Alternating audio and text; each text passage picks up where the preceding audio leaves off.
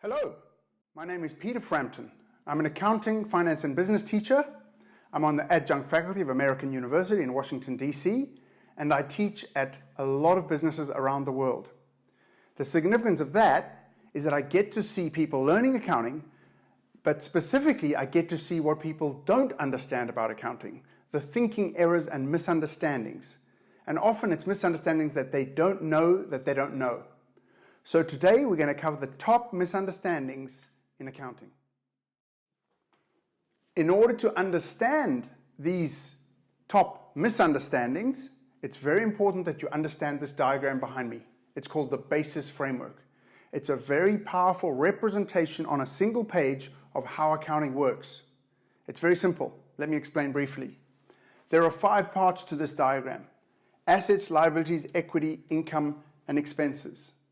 The top 3 boxes are what you've probably heard of as the balance sheet. The bottom 2 boxes are what you've heard of as the income statement. It has a line up top here. That's very important. It describes whose story is being told. So just imagine that we're putting a name in there, ABC Incorporated. Green represents debits and debit accounts. Yellow represents credits and credit accounts. We'll put numbers on this framework in a minute. If I put a green number on this side, it means I'm debiting a debit account, and that will increase the account because I'm putting green on the green side. Let me show you. If I put a green number on the green side, it causes an increase. But if I put a yellow number on the green side, it'll cause a decrease because I'm crediting a debit account. That's how debits and credits work. Over here, if I put a yellow number, it would increase this liability account because I'm crediting a credit type account. But if I put a green number in a liability account, it would decrease that account because I would be debiting a credit account.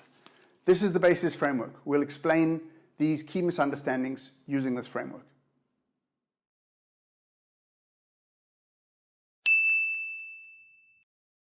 The first and biggest misunderstanding in accounting is people believing that revenue is money. Revenue is not money. So where does revenue appear in the framework? This box down here, this element, we've called it income. It's also known as revenue. In fact, outside the United States, income means revenue. If you're in the United States, the word income is used informally. It's not officially defined, but it's sometimes used synonymously with profit. Today, we're going to use income and revenue synonymously to represent this element down here. So, what is revenue?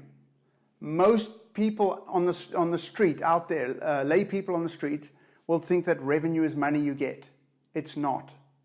Where does money show up in our diagram? Money's an asset. That's pretty straightforward. Money or cash appears up here. Revenue is down here. Here's revenue. Revenue is a value generating activity. So actually, strictly speaking, revenue is more like a verb because it's what you do. Revenue is what you do to get the money that you get. Your revenue, if you've got a job, your salary, going to work, providing your expertise, working, putting in the time for your employer, that's your revenue so that they give you money that you put in your bank account. Revenue is not money. Biggest misunderstanding in accounting. And it can be a fatal misunderstanding. I know of businesses who failed because the owners of the business saw that they had lots of revenue, but when they looked up, there was no money. How can that be? Oh, that's quite easy, because sometimes when you do revenue, you don't get cash, you get an account receivable, which is the right to be paid money. Again, in summary, revenue is an activity. It's a verb concept. I know it's not actually a verb, but it's like a verb because it's a doing word. It's what you do so that you get more assets. It's also what you do so that you can eliminate liabilities. You can work off a liability. So revenue is either an asset generating activity or a liability extinguishing activity that results in an increase in profit, which is an obligation, a generated obligation to the shareholders. The company wants to owe the shareholders. This is an obligation that the company is trying to increase. The next key misunderstanding is that an expense is money out. An expense is not money out. An expense is a value-sacrificing activity. Running the lights because you're consuming electricity, that's an expense. When can you pay the utility company for that electricity? You could pay them yesterday, so you would have prepaid because you'd pay them yesterday and use the electricity today. Or you could pay them while you're using the electricity. So you're running the lights and you're paying the utility company at the same time. Or, as is often the case, you run the lights and then they send you a bill and you pay them tomorrow. The point is, running the lights, running the dishwasher, running the refrigerator, using that electricity, that's the expense. It's the value-sacrificing activity, value-consuming activity. Cash can flow before, at the same time, or after the activity happens. Cash going out is not the expense. Now, you want to understand that there are two bases of accounting. There's accrual accounting and cash accounting. Accrual accounting is true, full, real, the most accurate form of accounting. Cash accounting, you're pretending that the expense happens when you pay the utility company. But you're just pretending. In truth, the expense is when you consume the electricity. An expense is not money going out. The next misunderstanding will surprise you. Equity is not valuable. How crazy is that? Companies exist in order to grow their equity, right? Profit is a part of equity, and profit clearly is a great thing. So surely it's valuable. We want more equity, we want more profit, so surely it must be valuable. No, it's not. You want to go back to the definitions and ask yourself, what is equity? Equity is the obligation of this company, we've imaginarily called it ABC Incorporated. It's the obligation to return the valuable assets to the shareholders one day. It doesn't have to return them immediately, but if it liquidated the company, it must return the assets firstly to the creditors and then the rest of the assets to the owners. So, what is valuable? Well, we've said assets are valuable. Equity is the obligation, the good obligation to return those assets and to hold them and use them to the benefit of the shareholders. So equity is not valuable. If you think that equity is valuable, it's because you're standing in the wrong place. You see, if I stood over here and stood outside of this framework, so to speak, looking in, if I was the owner of the company, then if I own a share of the company, clearly that share is valuable to me, but we're not talking about the company anymore. We're talking about the owner's framework. And in the owner's framework, imagine for a second that this is the owner, the shareholder. Well, in their framework, they have an equity type investment in our ABC company. But it's not equity. It's an equity type asset. It's an asset. And that asset in their hands is valuable. But if we stand from the point of view of our company, ABC, so to speak, looking out, equity is the obligation to that owner. It's not a valuable thing to us being the correct point of view. It's the obligation. The assets are what is valuable. Assets are the only thing that is valuable. Another mistake that people make is confusing quantification with the nature of the element. Let's think about equity. People will very quickly tell you, Equity, oh, that's the residual assets, or the residual, the residual assets. That's not correct. If assets are 100 and obligations are 30, then clearly we've got 70 of equity, because 30 plus 70 is always going to be equal to 100. That's the accounting equation. Whatever you have, 100, is obligated to someone. That is the fundamental accounting equation. Whatever you have is obligated to the people who provided whatever you have. You being ABC company in our case. Right, so people say, oh, equity is the residual assets. Equity is 70. That doesn't tell me what equity is. That tells me how much equity there is. But if people say equity is the residual, I say, well, residual what? If I grab 3 pens and take away 2 pens, I'm left with 1 pen. That's residual. It's the residual pen, but that's not equity. Let me do that. I'll grab, here are 3 pens, take away 2 pens, that's the residual pen. That's not equity. These are assets, right? Equity is an obligation. The quantity of the equity is the difference between the 100 and the 30 is the 70. But equity is not the residual. It's an obligation. The nature of equity is that it's an obligation. Big misunderstanding. Revenue is valuable, must be valuable. Nope, it's not. Revenue isn't valuable. Because what is revenue? Revenue, income, we're using synonymously today. Revenue is value generating activity. That's not valuable. What's valuable is the asset that results from your activity. I'm a teacher. When I'm at the front of the room, I like to say, do you know what my revenue is? Crazy guy, waving his hands around. This isn't valuable. What's valuable is what shows up in my bank account. What I do is just what I do. Hopefully today I'm generating value for you, intellectual property, greater understanding, valuable insights. That's valuable, but that's not me, that's you. That's your story. My story, in my story, revenue to me is not valuable. Your story, what's valuable to you, well, that's your business. Because of course, we've got to be seeing things from the correct point of view. Revenue is not valuable. Similarly, equity is not valuable. Next misunderstanding.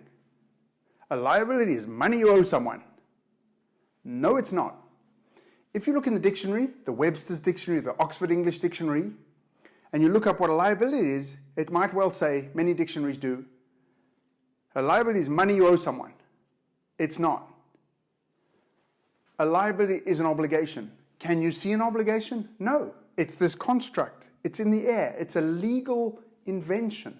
It's a duty. It's a responsibility to pay someone or to do something for someone. You can't see an obligation. Now, it's measured in monetary terms, and it's probably often settled with money, but it's not money.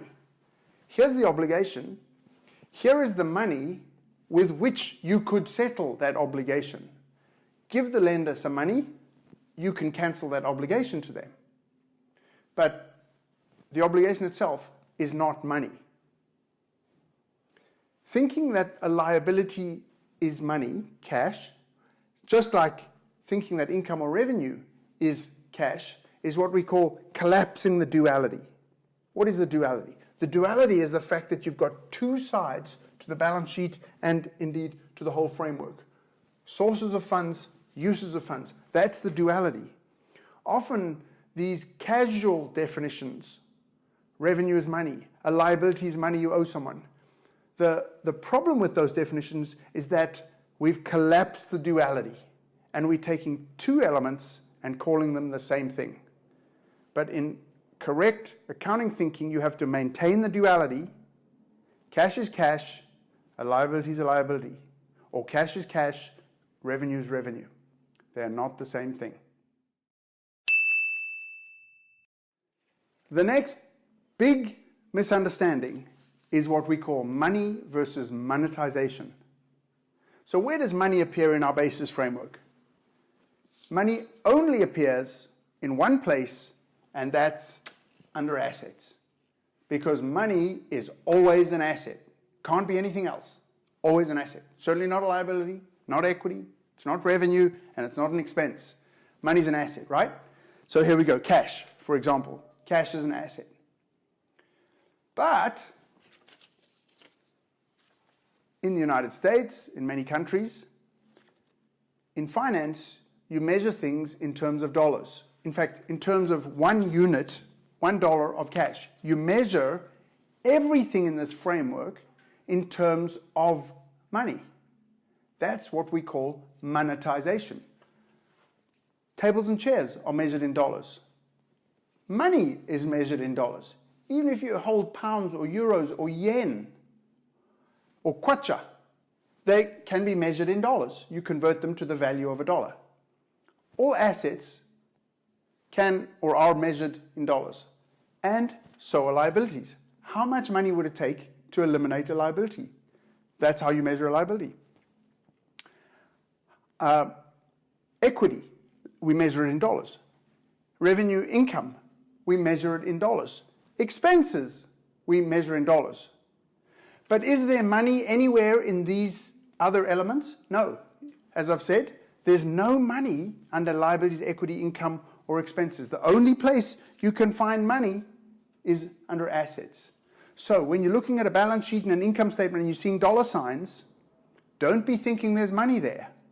It's particularly tempting to do it over here because we like this one. We know that we're trying to grow that, and we think of it as valuable. We think it's a good thing. It is a good thing. It's a good obligation. Now, and revenue, well, that, because it's money coming in, right? That's the misunderstanding. We're very tempted to think that the dollar signs over here are describing money. They aren't. The dollar signs are not describing money. They're just measuring the activity. To repeat myself, dollars, dollars, dollars, dollars, dollars, but the only place you'll find real dollars, cash dollars, is under assets. A common misunderstanding when people are learning accounting is that you have to have an entry on each side. That's a misunderstanding. That is not true. You do not have to have an entry on each side. When people say that you have to have an entry on each side, they're confusing the general ledger with the general journal. The basis framework is analogous of a general ledger, the totality of records of a company, which gives rise to the balance sheet and the income statement. The general journal is the book that then impacts the general ledger. You always have a debiting effect, green 99, and a crediting effect, yellow 99. And those effects, debiting and crediting, can land anywhere on the framework.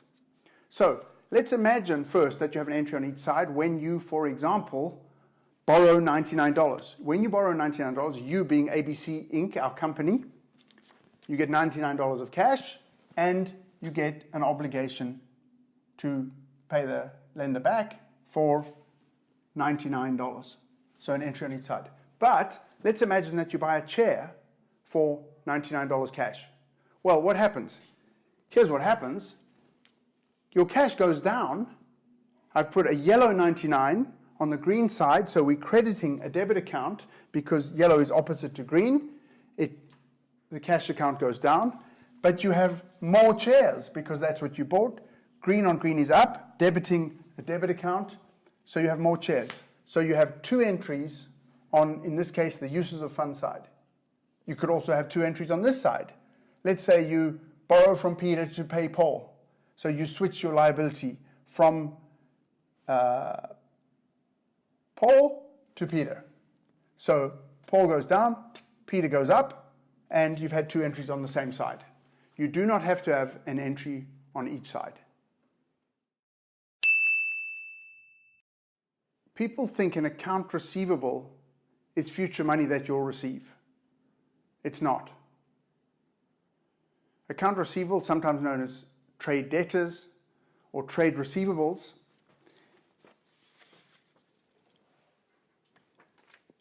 It's an asset. It lives over here. But it's not future money. The problem with thinking that it's future money is that you've located yourself in the wrong moment in time, because we're not concerned with the future. We're concerned with now. So what is an account receivable now? Don't use the word future. Tell me what it is now. Yes, I know something will happen in the future, but what is it now? Well, right now, it's the right to receive money. It's a right. Account receivable is not future money. It will result in money in the future, but it's not money today. When people don't understand accounting, it's because of the words. It's not the numbers that are confusing, it's the words. We accountants are hopeless when it comes to words. We use the same word for different things. We use different words for the same thing. Or the words are full of ambiguity.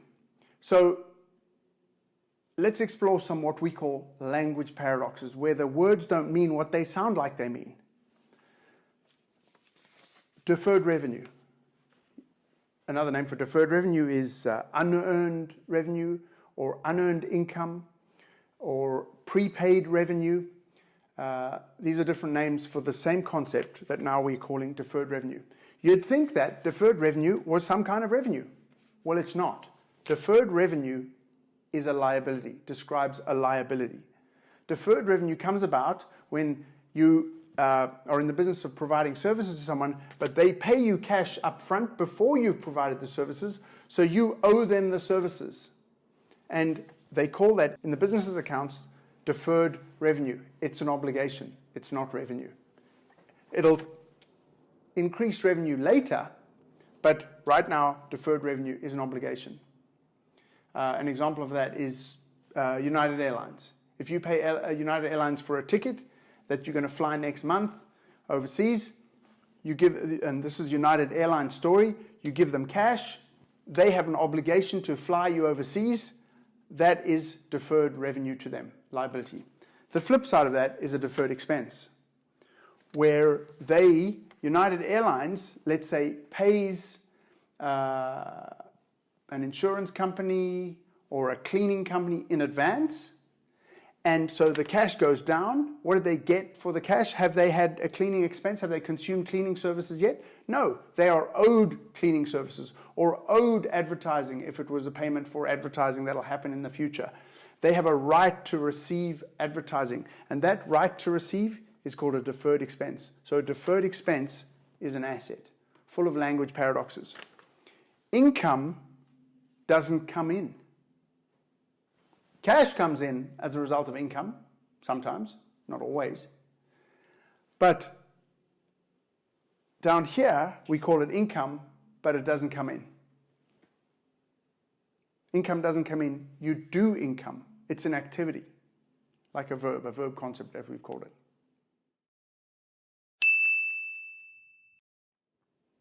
Here's a fun misunderstanding. What's the right hand gesture to describe an accounting transaction? Bit crazy, right? People want to think that, oh, let's say we pay a liability off. Well, you take your cash and you move it over here. Or let's say the company has an initial public offering and it sells shares to investors. So the investors put the money into equity and it moves up here to cash. Or maybe even it stays over there as equity. My hand gestures, you see these hand gestures moving from one place to another, or even if you convert debt to equity, you move it down here. That's the wrong hand gesture. Nothing ever moves from one place, from one element to another. Remember the 5 elements, right? Assets, liabilities, equity, expenses, and income. Alexi. Let me show you the correct hand gesture in accounting. Pow, pow, or pow. You see, when two things happen, they happen in 2 places. Nothing moves from one place to another. This is the incorrect hand gesture in accounting. This is the correct hand gesture. So if we borrow money, more cash, more liability. If you repay that loan, less cash, less liability. If you provide services to a client, more revenue, more cash. If you buy a table for cash, less cash, more table. if you do the work that you've been paid for before. In other words, you had deferred revenue. Less deferred revenue, more revenue. As you're seeing, the correct hand gesture, pow.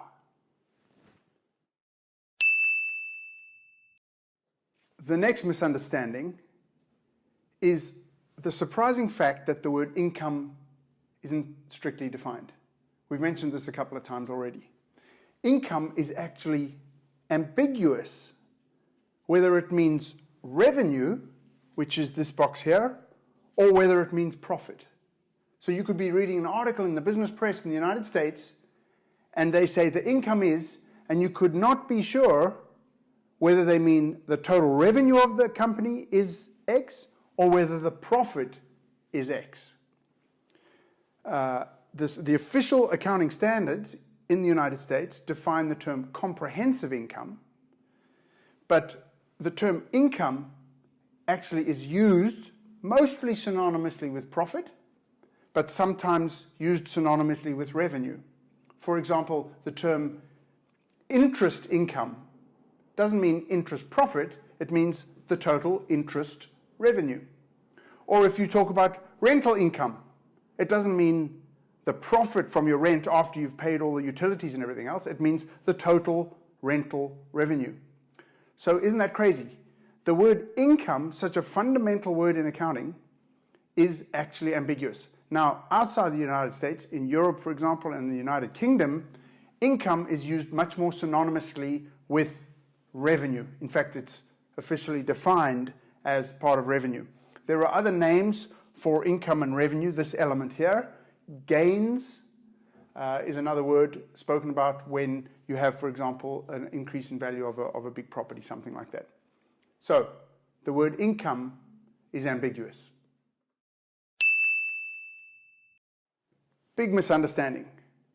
Credit means bad, or debit means up, or credit means decrease. Those are wrong.